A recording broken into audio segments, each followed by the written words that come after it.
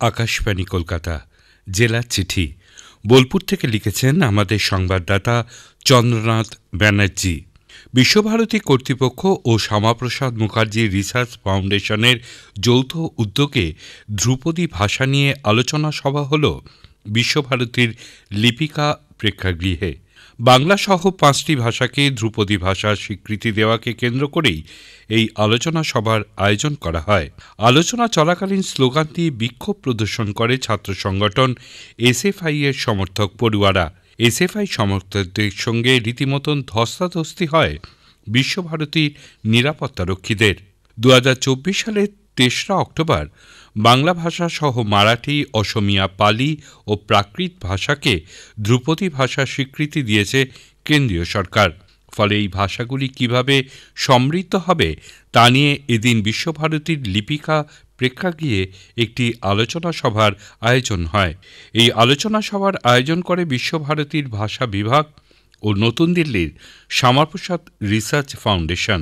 এই অনুষ্ঠানে অংশ নেন শ্যামাপ্রসাদ রিসার্চ ফাউন্ডেশনের অধিকর্তা তথা বিজেপি নেতা অনির্বাণ গঙ্গোপাধ্যায়। এবছর বিশ্বভারতী নিজেই পৌষ মেলা করার সিদ্ধান্ত নিয়েছে। বিশ্বভারতী এবার 4 দিনের বদলে 6 দিনের মেলা করবে। মেলা শুরু হবে 23শে ডিসেম্বর, চলবে 28শে ডিসেম্বর পর্যন্ত। এবার মেলায় দূষণ নিয়ন্ত্রণ পর্ষদের গাইডলাইন মেনে প্লাস্টিক বর্জিত মেলা হবে। নগর উন্নয়ন দপ্তর পৌষ মেলার গেটে বিনামূল্যে বিলি করবে কাগজের ব্যাগ। পৌষ মেলা নিয়ে বিশ্বভারতীর সঙ্গে জেলা প্রশাসনের বৈঠকে এমনটাই ঠিক হয়েছে।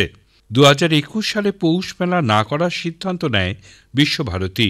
এর আগের উপাচার্য অধ্যাপক বিদ্যুৎ চক্রবর্তীর আমলে রাজ্য সরকার বারবার অনুরোধ করা সত্ত্বেও বিশ্বভারতী কর্তৃপক্ষ সেই সময় কোনোভাবেই সাড়া দেয়নি। স্বাভাবিকভাবেই পর্যটন ব্যবসায়ী থেকে শুরু করে হস্তশিল্পী, লোকশিল্পীরা পড়েছিলেন বিপদে। বোলপুর শান্তিনিকেতনের অর্থনীতি বড় ধাক্কা খেয়েছিল। সংকট কাটাতে এগিয়ে এসেছিলেন মুখ্যমন্ত্রী মমতা ব্যানার্জি। উল্লেখ্য, মেলা বন্ধ করে দেওয়া, বসন্ত উৎসব তুলে দেওয়া রীতিমতন রাজনৈতিক ইস্যু হয়ে পড়ে স্থানীয় পর্যায়ে। বিজেপির নেতা নেত্রীরা কার্যত পৌষ মেলা তুলে দেওয়া, বসন্ত উৎসব বন্ধ করে দেওয়ার দায় উপাচার্য বিদ্যুৎ চক্রবর্তীর ওপর চাপাতে বাধ্য হন। তার কারণ স্থানীয় হস্তশিল্পী, স্থানীয় মানুষজন, স্থানীয় অর্থনীতি আঘাত পাওয়ায় প্রতিবাদে সামিল হয় সকলেই। 2026-এর আগে আর কোনো রকম এই নিয়ে যাতে নতুন করে বিতর্ক তৈরি না হয় সেই জন্যই কেন্দ্রীয় সরকার আগের মতোই বিশ্বভারতী ট্রাস্টকে নিয়ে মেলার আয়োজন করার নির্দেশ দিয়েছে। মেলা আগের মতোই পূর্বপল্লীর মাঠে হওয়ায় বোলপুরের সাধারণ মানুষ খুশি। ভাবতে অবাক লাগলেও এটাই সত্যি, এখনও গ্রামের মানুষ পুকুরের জল ব্যবহার করতে বাধ্য হন। বীরভূমের মোহাম্মদ বাজার থানার অন্তর্গত চরিচা পঞ্চায়েতের আমগাছি গ্রামে 18টি পরিবারের বাস। আর সেই গ্রামে একটি মাত্র পাম্পের মাধ্যমে পানীয় জলের ব্যবস্থা করে দেওয়া হয়েছিল।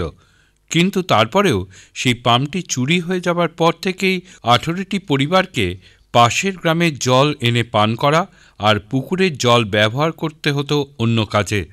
এর ফলে ডায়রিয়ায় আক্রান্ত হয়ে মৃত্যু হয় 2 জনের। হাসপাতালে ভর্তি হতে হয় বেশ কয়েকজনকে। একই ছবি ধরা পড়ল জেলার অন্য প্রান্তে। বমি, পায়খানা, পেট ব্যথা, খিঁচুনি উপসর্গ নিয়ে মৃত্যু হয় আরও 2 জনের। এই ঘটনার জেরে এলাকায় আতঙ্কের পরিবেশ তৈরি হয়। ঘটনাটি ঘটেছে বীরভূম জেলার খয়রাসোল ব্লকের লোকপুর 4 নম্বর সংসদের থানদের পাড়ায়। খবর পেয়ে ব্লক স্বাস্থ্য দপ্তর, স্থানীয় লোকপুর থানার পুলিশ প্রশাসন, গ্রাম পঞ্চায়েত জনপ্রতিনিধি সহ বিভিন্ন স্তরের লোকজন ঘটনাস্থলে পৌঁছান। সেই সঙ্গে ব্লক মেডিকেল টিম এসে পাড়ায় চিকিৎসা শিবির করে এবং সকলকে আতঙ্কিত না হওয়ার পরামর্শ দেন। পুকুরটি সিল করে দেওয়া হয়েছে এবং পানীয় জল হিসেবে ব্যবহৃত টিউবওয়েলের জল পরীক্ষার জন্য নমুনা সংগ্রহ করে নিয়ে যাওয়া হয়েছে। জেলার চিঠি শেষ হল। বোলপুর থেকে পাঠিয়েছেন আমাদের সংবাদদাতা চন্দ্রনাথ ব্যানার্জি।